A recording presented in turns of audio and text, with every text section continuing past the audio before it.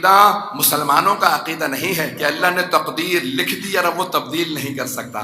تو کسی نے پوچھا مولا پھر تقدیر بدلتی کیسے ہے؟ توجہ. پوچھا مولا تقدیر بدلتی کیسی ہے؟ کہا اپنے ہونٹوں کو ہلاؤ اور اپنے حجت خدا کو مخاطب کر کے کام کہو. نہیں پہنچا سکا. شفتیک، امام نے کہا اپنے لبوں کو ہلاؤ، اپنے لبوں کو ہلاؤ اور مانگو. ایک آدمی نے امام کو خط لکھا، امام علی نقی علیہ السلام کو. بھائی سارے مجمع کی توجہ رہے. اب 10ویں امام سے کسی نے خط لکھا. ایک مومن کہا میں ملنے جا رہا ہوں امام سے. کہا تم امام سے ملنے جا رہے ہو؟ میرا خط لیتے جانا. امام کو میرا خط دے دینا. تو جیسے ہی امام نے خط کھولا تو اس میں لکھا تھا کہ میں مولا میں بہت پریشان ہوں، ذرا میرے لیے دعا کر دیجیے گا میری پریشانی دور ہو جائے. امام نے کہا اب جب واپس جانا نا تو اس سے کہنا ہم تمہیں بھولے ہوئے کب ہیں جو تم یاد دلا رہے ہو. کہا تم اپنے لبوں کو ہلاؤ، ہم تمہاری آواز بھی سن لیتے ہیں اور تمہارا کام بھی کر دیتے. توجہ. اگر کسی کا یہ عقیدہ نہ ہو، کیونکہ میں شیعہ قائد بیان کر رہا ہوں، بہت بڑا نام ہے آیت اللہ شیخ محمد تقی بہجت، نام سن رکھا ہوگا آپ نے آیت اللہ بہجت کا. تو ذرا یوٹیوب پہ جا کے سرچ کر لیجیے گا، وہاں پہ آپ کو مل جائے گا. ایک طالب علم نے کیمرہ آن کیا، ریکارڈ کر رہا. بہجت کو نہیں معلوم. کہا آغا ہم امام زمانہ سے آپ کے کہنے کی وجہ سے باتیں کرتے رہتے ہیں، کیا مولا ہماری باتیں سنتے ہیں؟ تو آغا مرحوم شیخ محمد تقی بہجت نے جواب دیا. کہا کہ یہ جو تم نے بھی سوال کیا نا، اس سے پہلے کہ میں سنوں مولا نے سنا.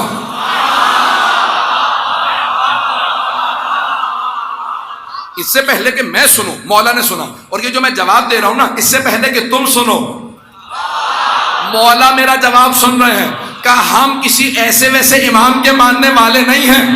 یہ زمین تو کیا ساری کائنات جس کا طواف کرتی ہے وہ امام زمانہ ہے. ایک دو اور روایات پیش کر دو اگر سننا چاہیں.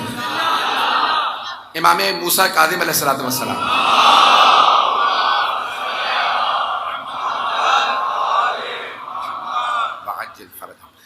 ساتویں امام سے دو بھائی ملنے کے لیے آئے. آنے کے بعد مولا کو سلام کیا. اچھا دیکھیں ہر زمانے میں ہر طرح کے لوگ موجود ہوتے ہیں. جیسے آج کے زمانے میں بھی کوئی بہت ہی مضبوط ایمان کا شیعہ بھی ہوتا ہے، کوئی بیچارہ ضعیف الایمان بھی ہوتا ہے. آپ تو ایسے خاموش ہو گئے بس میں ہی جانتا ہوں. جیسے بھئی آپ سب جانتے ہیں حضرات کو ہاں ہوں کرتے رہے تاکہ مجھے پتہ چلے کہ آپ لوگوں کو پتہ ہے. ایسا ہے یا نہیں ہے؟ تو اب ہر زمانے میں نا ہر طرح کے لوگ ہوتے ہیں. تو وہ دو بھائی ملنے گئے تھے، شیعہ ماننے والے تھے امام کے. آئے امام کو آ کے سلام کیا. امام نے دونوں کو دیکھا، مسکرا کے ایک سے کہا کہ تو اس راستے میں مرنے والا تھا. یہ جو تم حج کے لیے چلے ہو مجھ سے ملنے آئے ہو نا، تو دونوں میں سے ایک بھائی سے کہا تم اس راستے میں مرنے والے تھے، تمہاری موت لکھی ہوئی تھی، تمہاری قسمت میں موت لکھی ہوئی تھی. اس نے کہا آپ کو کیسے پتا؟ امام سے گہرا بیچارہ. تو کہا آپ کو کیسے پتا؟ امام نے کہا کہ پہلے پوری بات سن لے پھر سوال کرنا. کہا جب تم چلے نا تو راستے میں تم دونوں اپنی پھپھی سے ملنے گئے تھے. اس نے کہا مولا گئے تو تھے کسی کو بتایا نہیں، آپ کو کیسے پتا؟ امام نے کہا ابھی بھی پورا نہیں سنا، بیچ میں بولے چلا جا رہا، پتہ نہیں لوگ ہیں یا نہیں. امام نے کہا ابھی جب تم دونوں چلے نا فلاں بستی سے چلے، دونوں نے نیت کی کہ ہم حج پہ جائیں گے، راستے میں فلاں جگہ پہ رکیں گے، اپنی پھپھی سے ملیں گے، پھر حج پہ جائیں گے، امام موسیٰ کاظم سے ملیں گے. تو اس مقام پہ جب پہنچے پھپھی سے ملے، تو اس راستے میں تم دونوں بھائی جب چلے نا تو تمہارے میں سے ایک کی موت لکھی تھی، لیکن جیسے تم پھپھی سے ملے تو اللہ نے صلۃ الرحم کے اندر زندگی بڑھانے کا لکھا. صلۃ الرحم یعنی اپنے خونی رشتہ داروں سے ملنا، اور قطع رحم یعنی خونی رشتہ داروں سے واسطہ توڑ لینا. کا جو قطع تعلق کر لے اس کی زندگی کم ہو جاتی ہے، جو صلہ رحم کرے زندگی بڑھ جاتی ہے. تم دونوں پھپھی سے ملے، تمہاری زندگی بڑھ گئی. کا مولا کتنی زندگی بڑھی ہے؟ کا 5 سال. جس دن پھپھی سے ملا تھا اس دن سے لے کے 5 سال لگا دے. دوسرا بھائی کہتا ٹھیک 5 سال بعد میرا بھائی مر گیا. میں نے کھڑے ہو کے فوراً مولا کو سلام کیا، جو بغیر دیکھے بتا دے کس کی زندگی کم ہو رہی ہے کس کی بڑھ رہی ہے، اسے حجت خدا کہتے ہیں.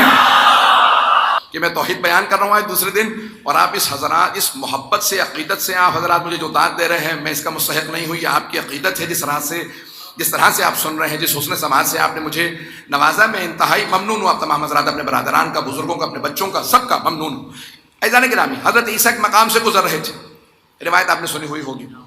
تو حواری ساتھ میں تھے، حواریوں سے ایک مرتبہ کہا آج تو یہاں پہ شادی ہو رہی ہے، خوشی منا رہے ہیں، کل یہیں پہ غم ہوگا۔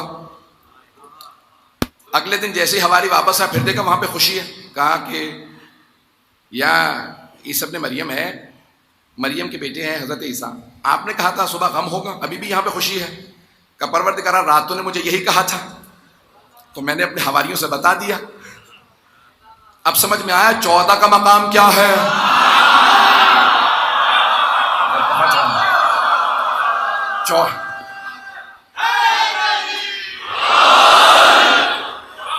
چودہ کا مقام کیا ہے؟ ابھی بھی میں پہنچا نہیں پکا، میں جلدی سے واقعہ مکمل کر لوں پھر اشارہ کروں گا۔ تو جناب عیسیٰ نے کہا پروردگار رات تو نے مجھے بتایا کہ یہاں پہ بھی شادی ہو رہی ہے، صبح دونوں یہاں پہ غم ہوگا۔ تو پروردگار کیا ہوا؟ کبھی رات دولہا دلہن نے مر جانا تھا، ان کی قسمت میں لکھا تھا، تقدیر میں یہی تھا کہ دولہا دلہن مر جائیں گے، دولہا دلہن مر جائیں گے، لیکن وہ صدقہ دے کے گئے تھے حجرے میں، وہاں جا کے دیکھو گے تو ایک سانپ موجود ہے۔ جب گئے تو دیکھا بستر کو ہٹایا، سانپ موجود تھا، کہا وہ کاٹ نہیں سکا کیونکہ انہوں نے صدقہ نکال دیا تھا۔ الصدقہ ترد البلا، صدقہ بلا کو ٹال دیتا ہے۔ کہا وہ سانپ کاٹ نہیں سکا کیونکہ وہاں پہ انہوں نے صدقہ دیا تھا۔ عزیزان گرامی، صدقہ دینے سے بلا ٹل جاتی ہے، تو تقدیر بدل گئی نا۔